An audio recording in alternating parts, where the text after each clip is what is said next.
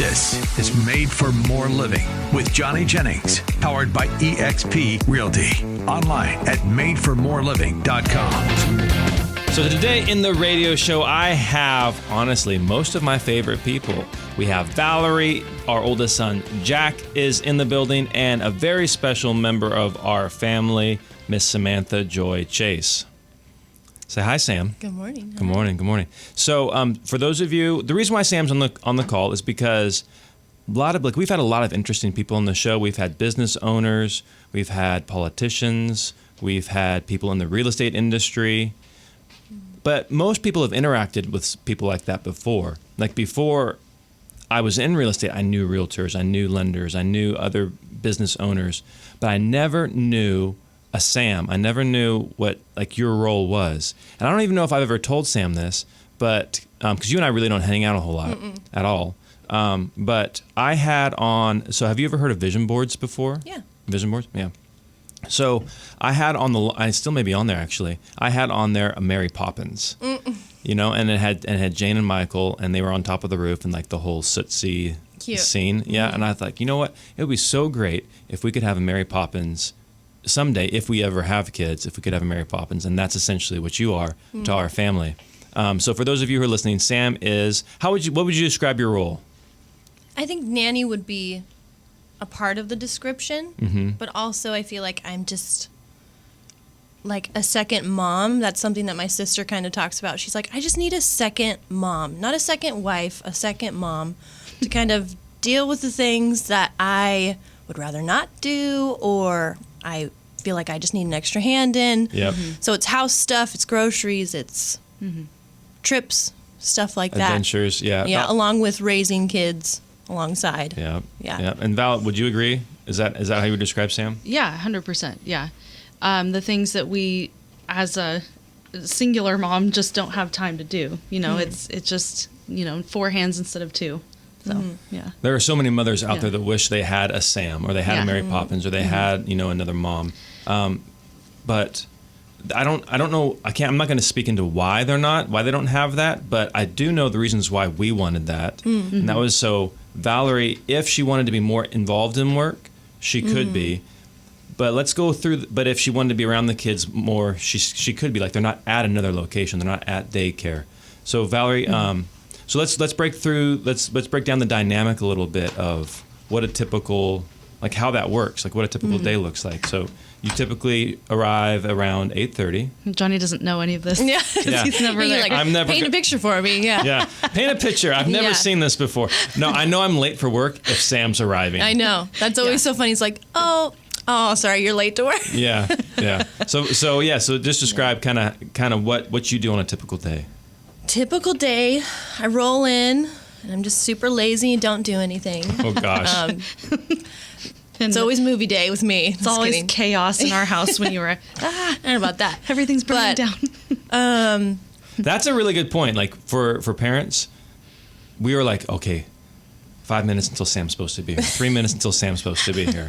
You know? And the kids look forward to it, too. Yeah. So then Sam arrives, and... Yeah, and so I usually walk in the door... And thankfully, right away, to me, I'm always like, all right, what needs to be done?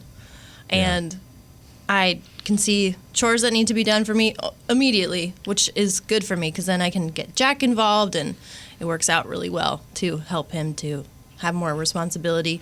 And so check on that real quick, and then I come in. Valerie's usually feeding the boys, and then she just scoots over, or we just talk about what your plan is for the day, what my plan is for the day, and I don't know until I'm there and I'm like, oh, I've decided we're going to the park, or we're going to go to my friend's house who has kids, or nothing. I don't know yet. Or the library, or Costco or something, you know. I do love Costco. Yeah. So does Jack. I think because of me. I think it's like, we're going to Costco. It's like and he's Disneyland. Like, ooh, let's go. It's He really enjoys it. Yeah. So you covered a couple of things there. So when most people think nanny, they think just kids. Yeah. Like, again, my only frame of reference was Mary Poppins. And Mary Poppins, they have Mary Poppins, they have the cook, and they have the cleaner. But you kind of do all of that.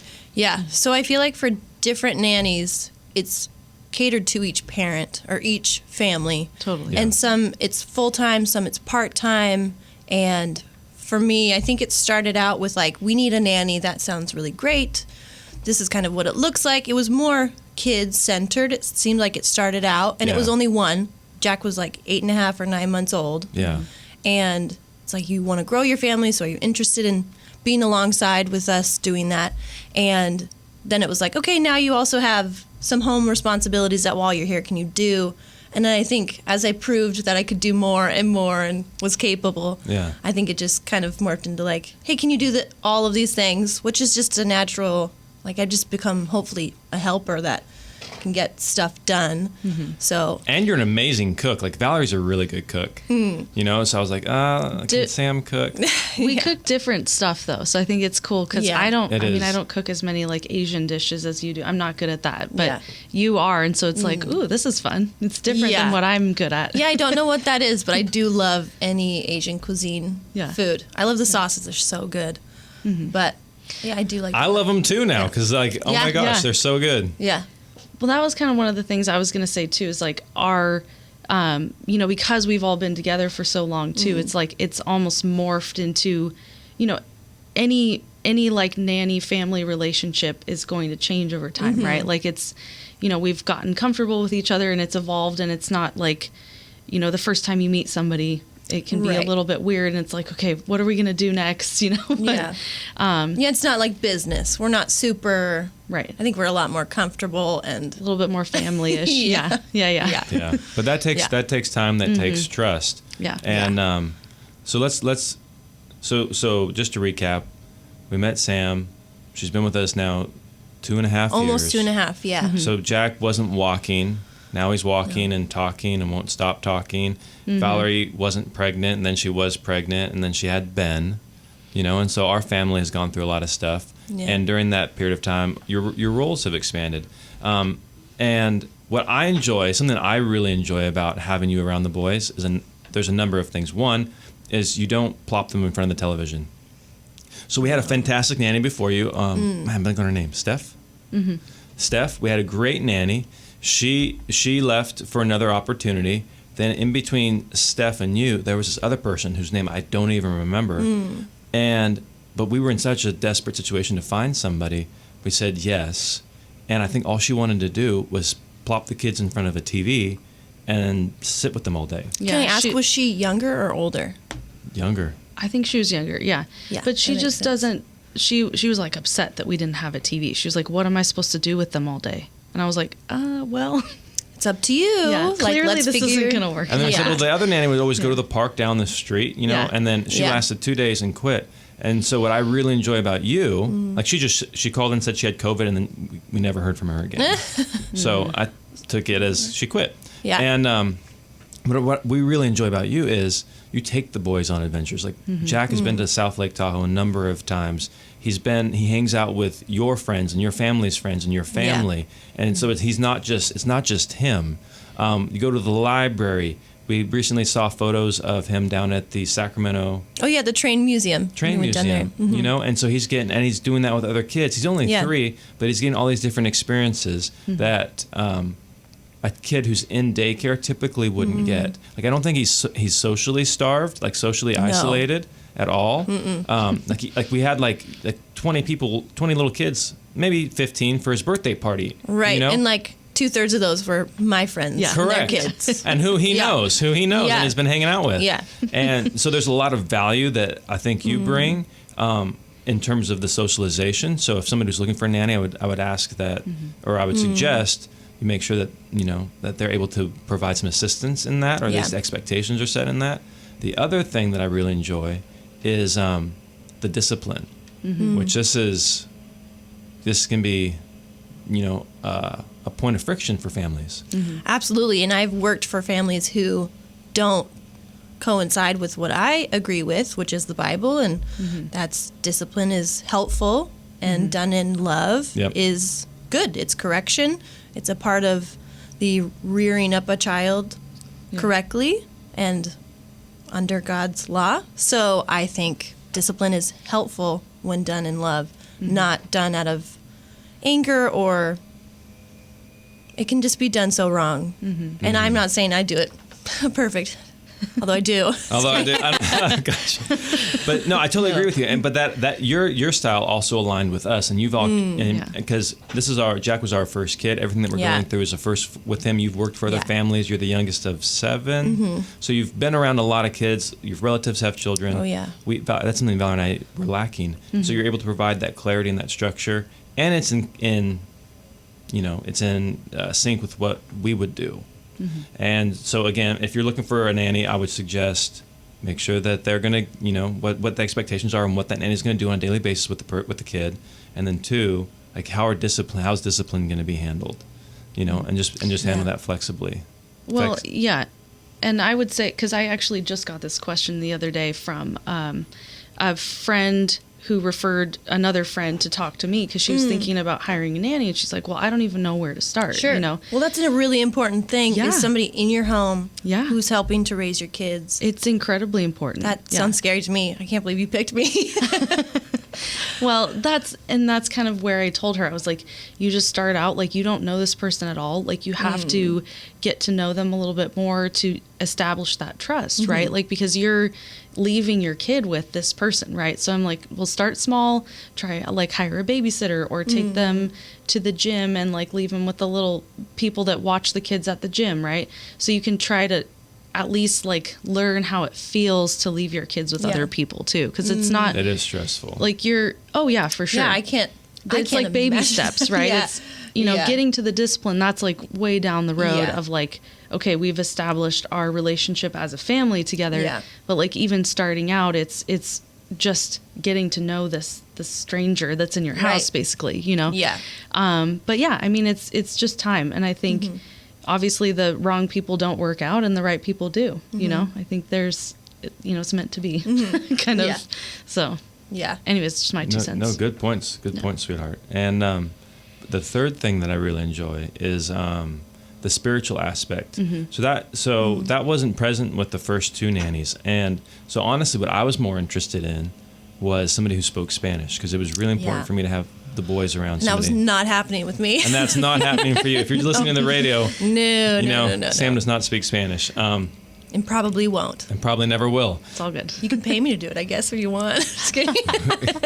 Learn Spanish. So, but I was like, okay, fine. She didn't speak Spanish, but you came highly recommended, and we needed somebody who's like, okay, let's see if this works, and that ended up being way more important to Valerie and I than the ability to speak Spanish. And I didn't realize how important it was, because religiously we're in alignment there as well. So like Jack has gone to Awana's, like you. Right. What is it? Co-lead. I'm involved. It's now we've morphed out of Awana's because they kind of had changed their philosophy in some ways, and now we go with Adventure Club. Okay. So it's the exact same thing, structured exactly the same, just a different company producing the curriculum, and it's exactly the same, just a little tweaked.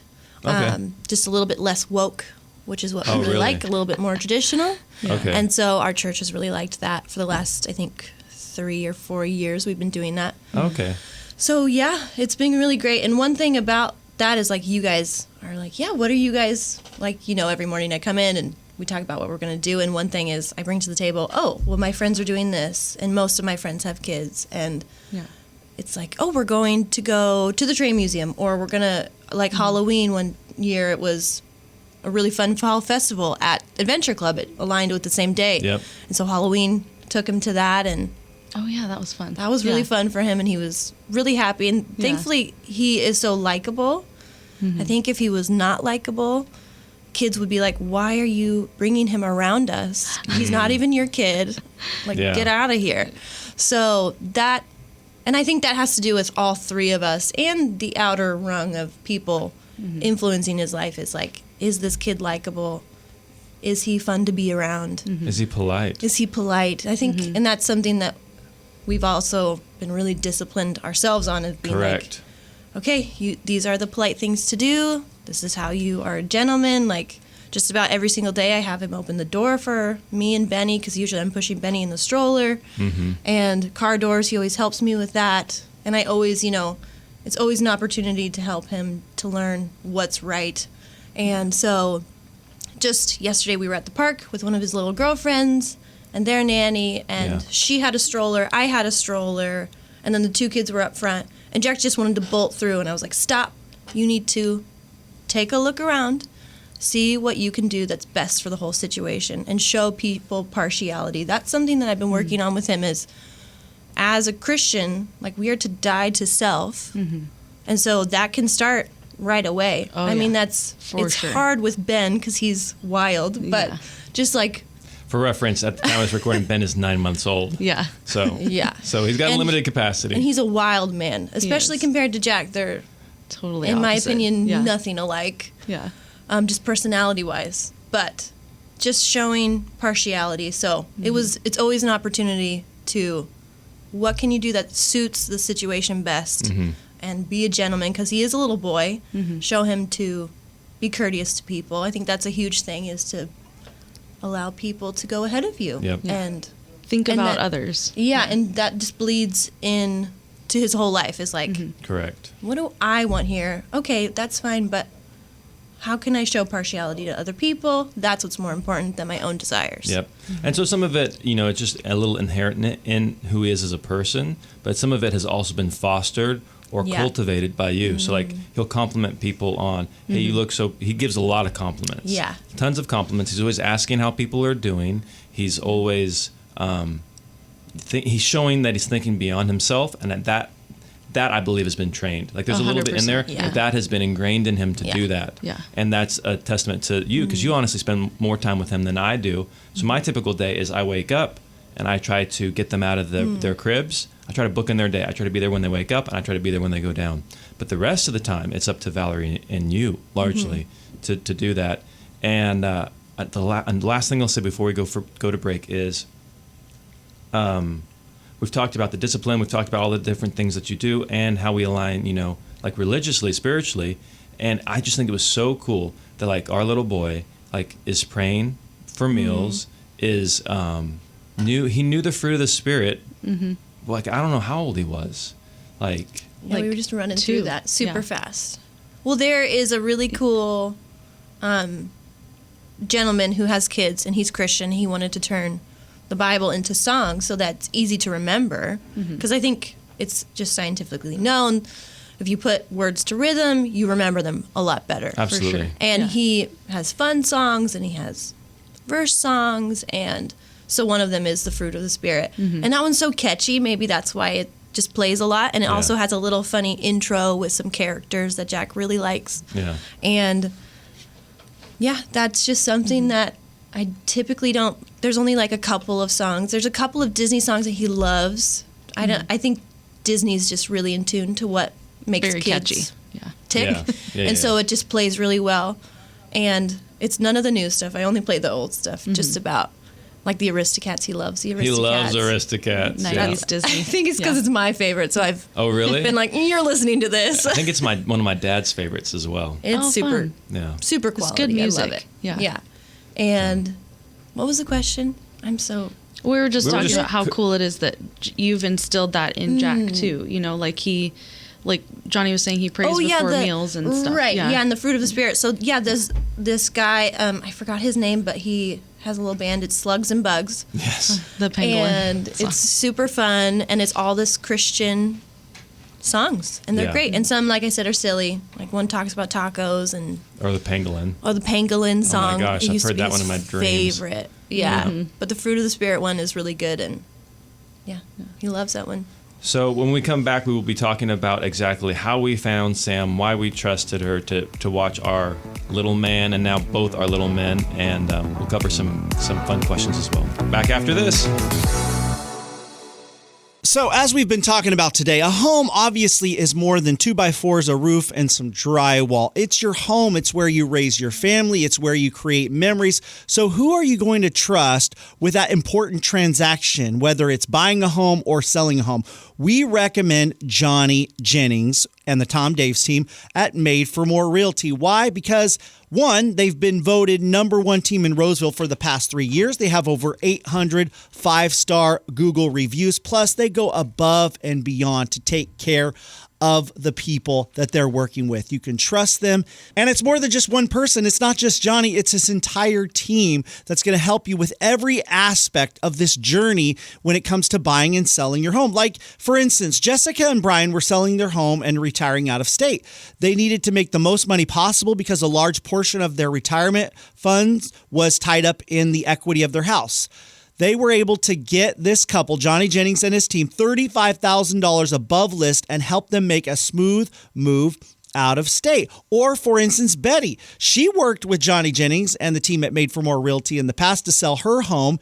And so when it came to sell her mother's home in Roseville so she could move into a retirement home, Betty called them because they are the best and they found a perfect buyer for the home. Or take Sabrina, for instance. She wanted a cash offer for her home, so Johnny Jennings and the team at Made for More Realty brought her a dream offer. She accepted it and was even able to stay in her home after closing so she could make a smooth move to her next home, which of course they helped her buy.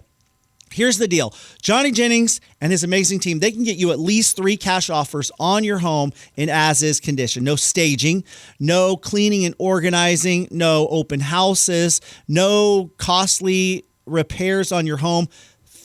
At least three cash offers on your home in as-is condition. So they're good people. You can trust them. They're going to treat you right, and they're going to do the best job in our area when it comes to selling your home or helping you purchase that new home. How do you reach out to them? You just Google Johnny Jennings and the Tom Daves team at Made for More Realty. Again, Johnny Jennings and the Tom Daves team at Made for More Realty, because you expect more, so get more for your home. In fact, on average, 3% higher purchase price than other realtors and 27% faster than other homes on the market. Again, Johnny Jennings and the Tom Daves team at Made for More Realty. Reach out and give them a call today. Don't wait. You won't regret it.